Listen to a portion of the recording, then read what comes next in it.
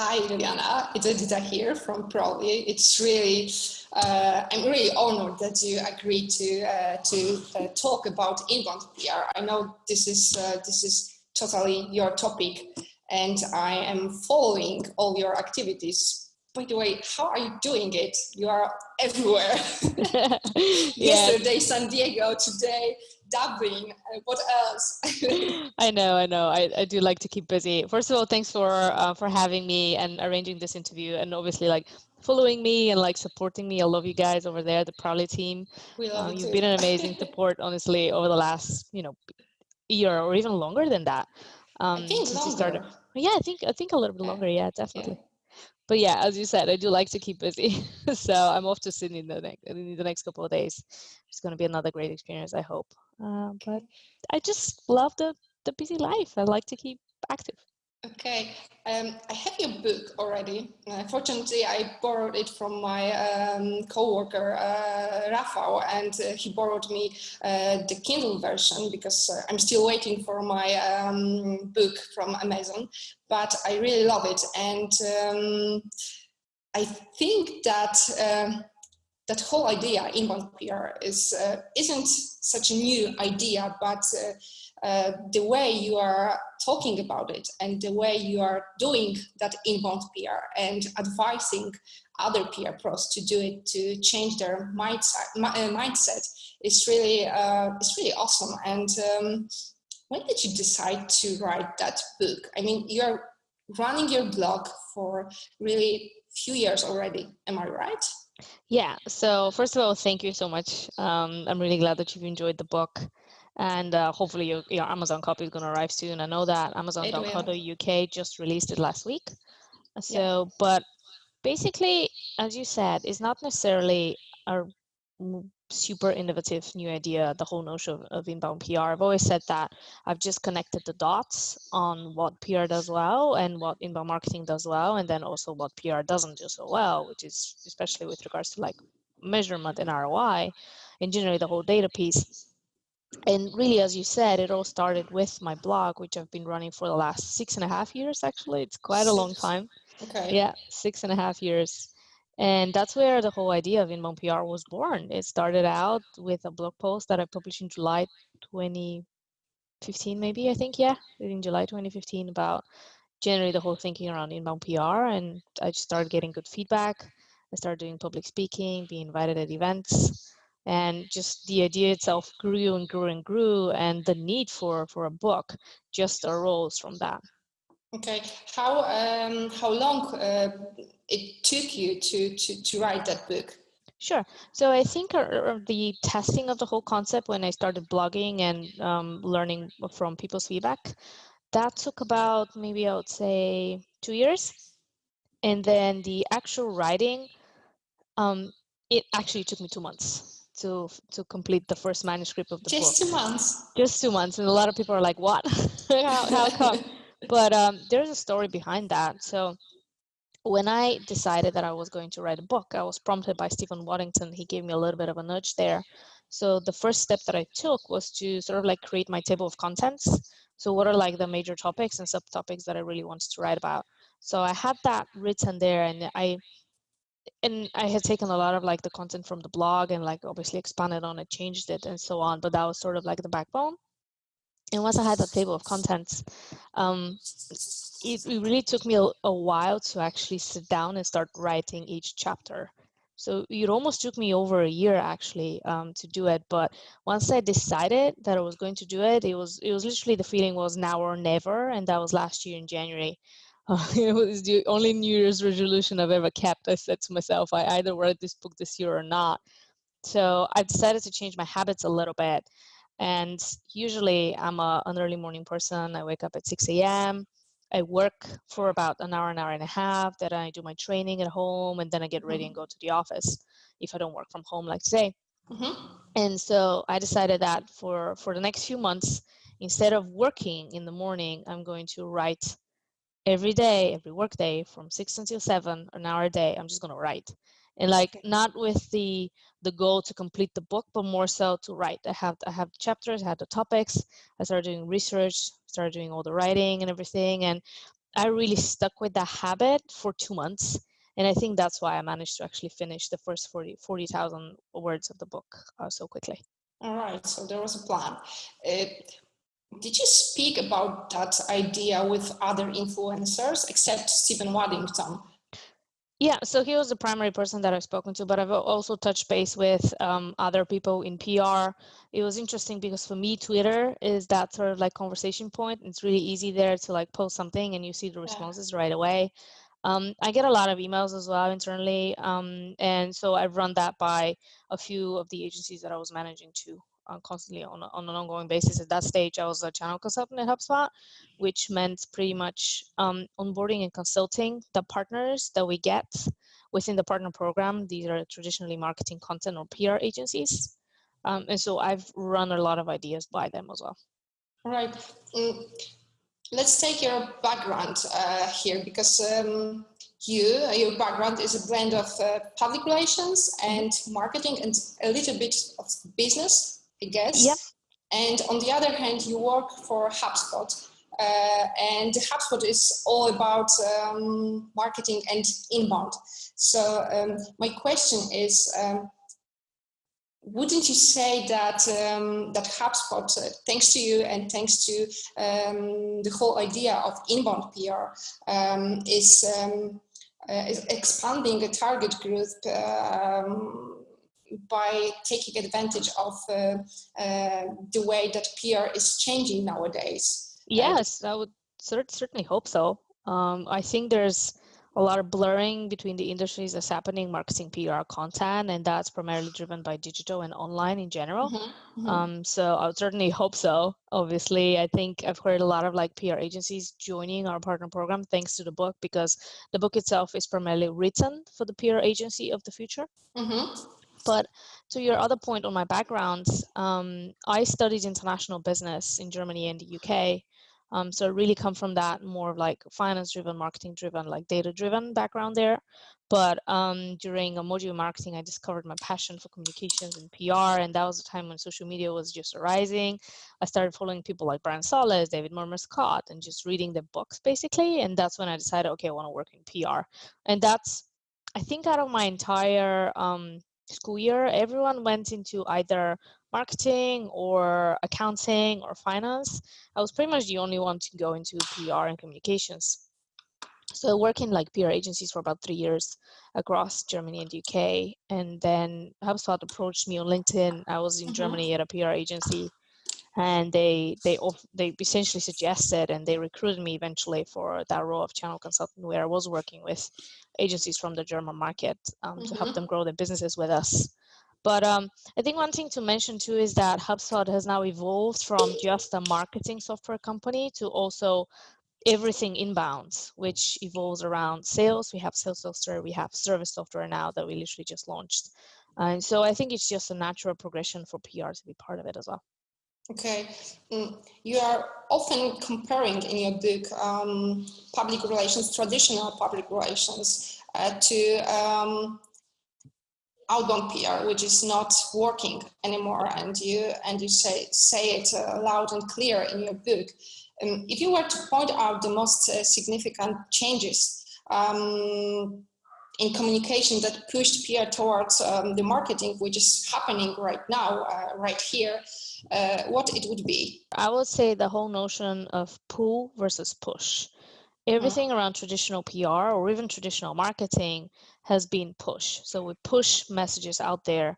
We reach out to journalists. We spam them with our own content, our own messages, but we don't necessarily pull them in and bring them to us, which is the shift that's been happening, primarily driven because of consumer behavior and generally our behavior. So we as human beings now having the internet at our fingers basically, and being able to research and ignore things and really just consume what we want and when we want it and where we want it. I think that's made a huge difference to how we have been doing marketing and to how we need to start doing PR the better way, simply because even if PR still sticks to working primarily with the media, these media people have also changed the way they want to be reached out to, they want to communicate, they want to be contacted. So just as consumers, what marketing has done really well, the media people have changed as well, and we need to respond to that change, behavior change that's happening. But don't you think that with all that media relations, inbound media relations, you are a little bit trying to reinvent the wheel? I mean, Yeah. Just a little bit, because I think this is something that we forgot, and you are trying to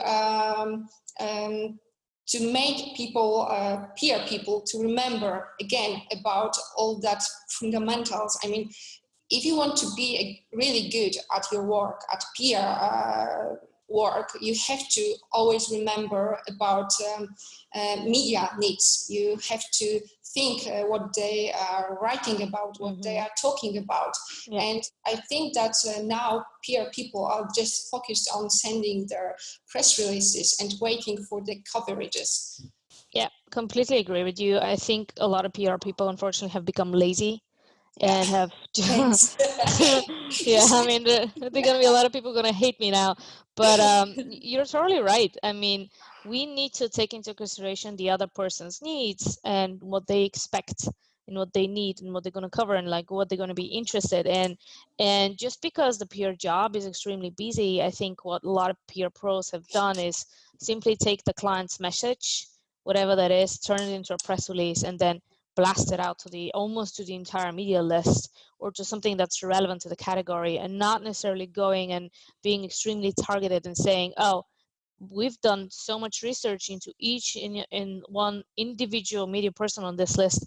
Instead of sending this press release to 500 people, let's just send it to the 5 relevant ones that are gonna actually publish it because they're actually going to be interested in, because their readers are going to read it. Or consume it if that's another format than text. 100% agree with you. It's going back to basics. I mean, the definition of PR is a relationship between publics and their organizations. So we just need to take the public a little bit more seriously and into consideration with everything we're doing. I think that what is the most interesting for me personally is thinking not only about media relations as sending press releases and using your press offices, but thinking about the whole aspect of media influencers, using paid media, using your own media, and trying to share your news through all those channels. The media persona is one example of a persona. You can be targeting the buyers directly. You can be doing a lot around your employee persona. You could be any stakeholder group, and that's what's very unique about PR. Unlike any other discipline, PR does take care of so many stakeholder groups. But I think the most important part there is you need to start with your goals in mind. What are you actually trying to achieve, and why are you doing what you want to be doing? And only then can you plan, okay, well, these are the personas, the stakeholders that we need to tackle. Let's define them and let's create targeted campaigns specifically for them using all those different channels across the PESA model. And then measuring back all those tactics to see, okay, did we actually hit the goals? Do you think that the role of PR professionals changed in this respect? Yeah, certainly. I firmly believe that PR should and PR can affect sales revenue and sales goals. PR people can do a lot to help the sales organization sell. And that goes to our whole conversation, the whole conversation in PR that happens around like ROI and measurement. This is a very easy way to show your client or to show your boss, if you work internally in PR, this is the revenue that we helped generate. Granted, there's a lot of other valuable areas in PR, which is around like reputation, that's a lot harder to measure and so on. But I do believe that a campaign should be full rounded and have all of these aspects in there and really do measure that sales revenue piece. Because we've always said that PR people are the best storytellers, the best content creators. And right now, salespeople rely a lot more on content, because people don't want to, people want to read, or consume their own stuff. People don't want to be called by a salesperson and told random sales pitches. They actually want the proof. So the stories are a better seller than an actual person there. You told that, and you wrote that in your book, that PR people excel at content creation, and they, on the other hand, they suck at measurement. Yeah. And, don't you think that you are thinking this way, that changing all that mindset into inbound PR is also changing your attitude towards the tools? It definitely goes back to that whole attitude, and it goes back to education. I think primarily what PR people are being taught is really to write and create stories, but they don't necessarily learn how to use the data or just think with the business in mind, or they don't do finance courses, which I think would be extremely valuable, and they also don't learn how to use technology. I think we've read in like a bunch of research papers where it says that technology is one of the gaps when it comes to PR education. PR people are generally just not comfortable dealing with whether that's Google Analytics or whether that's any other type of PR software. I've seen that myself firsthand. Like my PR agencies that I used to onboard on HubSpot, they struggled with the software like loads. They had problems like getting used to it because it's a technology piece. Do you think they are ready now? Honestly don't know. I think it depends on whether they really want it. I think a lot of PR people are just comfortable with where they are and don't think long term, because long term, if they don't adopt, they're just not going to have a future. Yeah, like well, yes. Brian Solis, yes, absolutely. Right. What is of key importance in inbound PR? Yeah, number one thing is really defining the goals. And why are we doing what we're doing? I love Simon Sinek's talk about the why. If people haven't seen it, they should definitely see it. But that's one question we don't ask long enough and often enough. So I would definitely start with those goals, because once you define the goals, then it's very easy for you to create the tactics. I think we start with the tactics too quickly before actually planning and thinking through what are we trying to achieve, what's the outcome that we really want out there, instead of just what are the outputs in terms of all the press releases and all the media outreach and the influencer and blogger relations, which are essentially tactics. That's the number one thing with inbound PR. And then the other one is, once you have that there and start planning around your campaigns and everything, it's really the whole pull motion versus push. So the whole definition of the personas, their stakeholder journey, all that research, like really taking the time and getting to know your stakeholders, that then you're going to be so much more effective at anything else that you do. All right. How about the ability to cooperate with sales team at your company? I think when it comes to showing that the PR brings really value to the company, to the business, you should know how to cooperate with them. Yeah, certainly. Yeah, if that fits with your goals, is going to allow you to achieve them, definitely. Yes, working better with sales is a big thing, not just for marketing, but also for any other part of the organization. Okay, you mentioned that would be the first steps, yeah, goals, and then other things. But what would you say will be the biggest challenge for PR people today? I would definitely say setting measurable goals that are sales driven or sales aligned, and then tracking them on an ongoing basis. That goes back to two things that we discussed, that whole education piece, where PR people just don't think with the numbers in mind. They think about the stories, which is fine, that's their strength. But then they should build up around the measurement, because that's what clients want. At the end of the day, when you go there and you report, hey, dear client, out of all the money that you gave us, here's how much money we've achieved for you. That's what they want to hear. So that's one thing. And that's certainly probably the most important thing out there, right? And then on the other hand too, is when they start that whole research, and we said that as well, like really research those publics and those audiences, really make sure that you understand them before you go ahead and create anything. Like I think we, as I said, we jump too quickly into action without planning enough. How we can educate our clients to change their mindsets? That's a really difficult one, by the way. A lot of my agencies have had problems with that. And that's why in the book, I talk a lot about PR agencies preaching what they teach. So if I'm a PR agency and I go to my client and try to sell them an inbound PR service, they'll be like, well, show me that this works. So where's your proof? Where's your case study? And often for PR agencies who start out with this and they don't have a client as a case study right now, the only case study that they could have is themselves. So I always say that as a PR agency or any agency out there, if you're adding any new types of services or capabilities, you need to test them and prove them for yourself before you go ahead and try and experiment or sell them to clients. All right. What kind of tools do you use to measure your PR effectiveness? Everything is on HubSpot. Sorry? Everything is on HubSpot. Everything is on HubSpot, yeah. I mean, I moved my blog when I joined HubSpot 3.5 years ago. I moved my blog, which is on WordPress now over to HubSpot. And HubSpot does pretty robust tracking, so everything for me is over there.